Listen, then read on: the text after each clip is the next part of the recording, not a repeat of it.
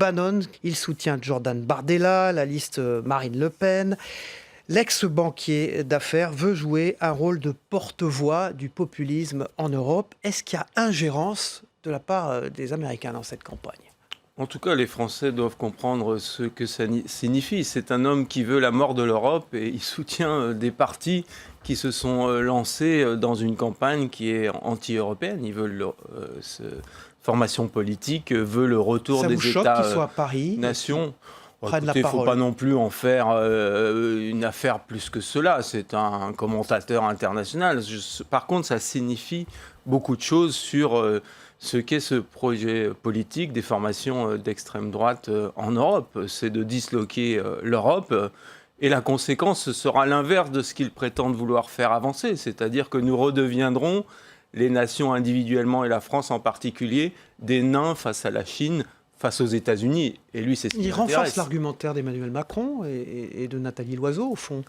Non, parce que le vrai sujet à cette élection européenne, c'est est-ce qu'on rompt avec des politiques qui ont fait monter les extrêmes droites partout en Europe. Et au fond, ces politiques qui ont conduit à ce résultat, et notamment au plan européen, c'est d'avoir conçu l'Europe, ou plutôt d'avoir fait de l'Europe un grand marché, alors que ça devrait être une grande puissance, une puissance économique, une puissance culturelle, une puissance politique et une puissance de défense aussi. Alors ces droites nationalistes ont fait une démonstration de force. Samedi à Milan, on a vu Marine Le Pen aux côtés de Matteo Salvini.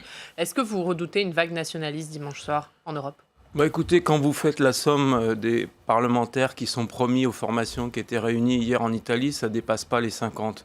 Donc l'enjeu de ce scrutin, vu avec nos lunettes, ça a l'air d'être un enjeu entre deux formations politiques, celle du président de la République et celle de Marine Le Pen, mais vu du plan européen, en réalité, ça va être qui de la droite européenne, le Parti populaire européen, ou des sociodémocrates va être en tête. Ça se joue à un député par pays, et donc celui qui sera en tête déterminera une grande partie de ce que va faire l'Europe dans les 5 ans à venir. Vous pensez que votre groupe peut être en tête dimanche soir au Parlement européen, je parle ? Oui, dans les sondages actuellement, nous sommes 20 sièges derrière, et donc ça se joue à un siège par pays, c'est-à-dire 1% par pays. Si par exemple en France on fait 11 au lieu de 10, c'est un député de plus. Et si tous les pays réussissent à faire ça, ce qui est vraiment la marge d'erreur des sondages, on sera en tête, ce qui serait la première fois depuis une quinzaine d'années. Pascal Jalabert. En fait, vous dénoncez donc ces nationalistes qui veulent, entre guillemets, réduire l'Europe. Vous dites que les libéraux l'ont plongé dans un grand marché unique. Mais en face, on a le spectacle d'une gauche divisée. Comment allez-vous y parvenir en étant aussi divisé ?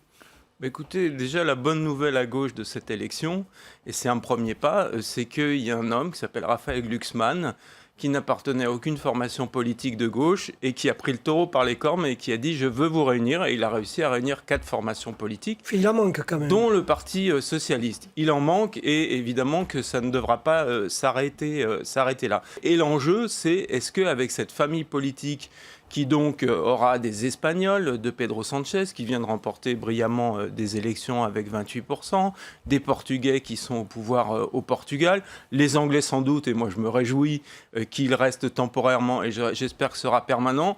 Les 3/4 du groupe socialiste sera composé par ces familles politiques-là, avec une volonté qui est de changer d'Europe, passer d'un libéralisme financier à une Europe sociale écologique. Vous venez d'obtenir un soutien ce week-end, c'était samedi à Strasbourg. C'est François Hollande qui appelle enfin, je dirais, à voter pour la liste socialiste.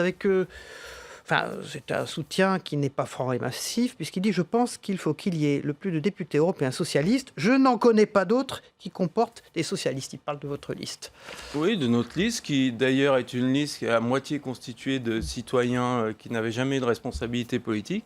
C'est important cet appel de l'ancien président de la République. Et qui font le choix, eux aussi, puisque ça a été un débat en leur sein, de siéger dans ce groupe social-démocrate, alors qu'il y a quelques années, ils n'aimaient pas trop les socialistes. C'est plutôt des écologistes convaincus. On a 2 prix Nobel d'écologie. Le soutien de François Hollande, il est bienvenu. Et d'ailleurs, vous avez vu pas tardif, pas trop tardif. Non, parce que vous savez, les Français, je l'ai dit tout à l'heure, s'intéressent à l'élection maintenant. Donc c'est maintenant qu'ils écoutent qui défend quoi. Et lui, entre toutes les listes de gauche, il choisit cette coalition. Et c'est une très bonne nouvelle. D'ailleurs, à droite, le président Nicolas Sarkozy, lui, pour l'instant, n'a pas encore choisi et n'a pas encore exprimé de soutien. Donc un ancien président de la République exprime ce soutien, c'est une très bonne nouvelle. Même s'il dit qu'il n'y a pas assez de socialistes sur votre liste ? On souhaiterait qu'il y ait Plus de socialisme, bien sûr. Moi, j'aurais souhaité être mieux placé, mais je suis très heureux qu'on fasse cet acte de confiance à la société civile, qui est que dans les 6 premières places, vous avez 3 femmes et 3 hommes qui sont à la fois issus du Parti socialiste, mais qui n'en sont pas issus. C'est une très bonne nouvelle. Il n'est pas rancunier, François Hollande, parce que vous avez quand même abîmé le quinquennat. Vous étiez parmi les frondeurs, hein, il faut le rappeler à nos téléspectateurs.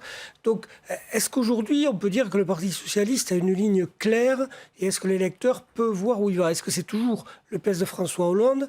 Est-ce que c'est le vôtre, celui des frondeurs? Est-ce qu'il est à côté avec Benoît Hamon? Où est le Parti socialiste? Mais il n'y a qu'un seul Parti socialiste, mais qui est en train de se rénover profondément et qui est en train de se dire, au fond, l'enjeu des 30 années à venir, c'est de réussir la transition écologique. Mais nous, notre spécificité, notre rapport de socialiste, c'est de se faire que ça ne se fera pas contre les plus modestes, qu'on préservera le pouvoir d'achat et les emplois. C'est ça qu'on est en train de construire. Vous parlez du quinquennat précédent, vous savez, moi, vous m'appelez député frondeur, j'ai été simplement un député qui a considéré qu'il avait une liberté de vote et qui, quand il n'était pas d'accord, devait l'exprimer. Ça n'empêche pas que nous avons un accord global sur ce qu'il faut faire, une vision de la France et de l'Europe commune. Et donc, cette famille se retrouve, se reconstruit progressivement, a fait son inventaire, d'ailleurs, autour du premier secrétaire Olivier Faure, avec certaines critiques qui ont été émises, et c'est une bonne chose. Et maintenant, est en train de créer quelque chose de nouveau. Et au fond, les électeurs, ils ont un choix européen à faire, je l'ai expliqué tout à l'heure. Ça va se jouer entre la droite et la gauche à quelques sièges près. Et pour la première fois, l'Europe peut basculer dans la gauche et dans l'écologie. Mais il y a un autre enjeu national, c'est que la gauche est en train de se reconstruire.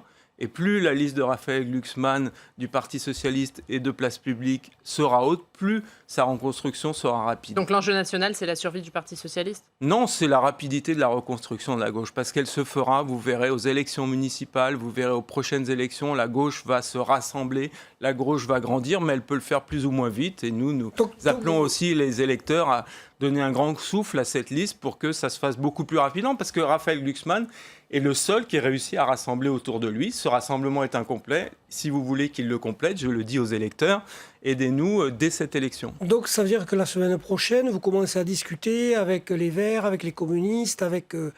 Mélenchon? Bien sûr, on discute avec tout le monde et on a déjà commencé dans cette élection et on continuera. C'est surtout ça qu'on veut dire. Pourquoi avoir fait liste commune si vous discutez? On a souhaité, et nous-mêmes, Parti socialiste, nous avons dit et nous avons renoncé pour la première fois à une grande formation politique. Une des plus grandes formations politiques n'a pas de tête de liste. Donc ce geste, on l'a fait. Vous avez entendu aussi Bernard Cazeneuve qui soutient cette liste, Anne Hidalgo, Najat Vallaud-Belkacem, tous les trois ont dit quoi? On dit nous soutenons Raphaël Glucksmann et après les élections, nous poursuivrons cette démarche de rassemblement et surtout de fusion avec ceux qui ont l'écologie dans leur gène, mais qui avaient un peu oublié la puissance publique et le social, et des socialistes comme moi qui sont battus pour l'emploi, le pouvoir d'achat, parfois en étant taxés de productivistes, et qui ont compris l'enjeu écologique. Et ce mariage-là, nous allons le poursuivre. Juste un mot, puisque Cyril vous posait la question sur François Hollande. En revanche, Ségolène Royal, elle ne semble pas penchée de votre côté. Elle devrait annoncer dans les jours qui viennent, peut-être aujourd'hui, son soutien à la liste de La République En Marche. Qu'est-ce que vous en pensez? Je souhaite pas qu'elle fasse ce choix, très clairement. Et si elle le fait? C'est une personnalité politique qui a signifié quelque chose d'important pour la gauche, donc je ne le souhaite pas. Et puis vous savez, quand on rallie une liste ou quand on rallie un projet politique, ça ne doit pas être de circonstances. Il faut que ce soit assis sur une histoire, sur des convictions. Et moi, j'apprécie, vous parliez de François Hollande, j'ai parlé de Bernard Cazeneuve, Christiane Taubira, Martine Aubry. Moi, j'apprécie cette fidélité dans la durée, même quand ça semble difficile dans les sondages. Ségolène Royal n'est pas fidèle au Parti socialiste, elle n'est pas fidèle à ses idées. Je ne veux pas faire de commentaires désagréables sur Ségolène Royal. Je veux plutôt dire ce qu'est mon attente par rapport à cette personnalité importante de la vie publique française.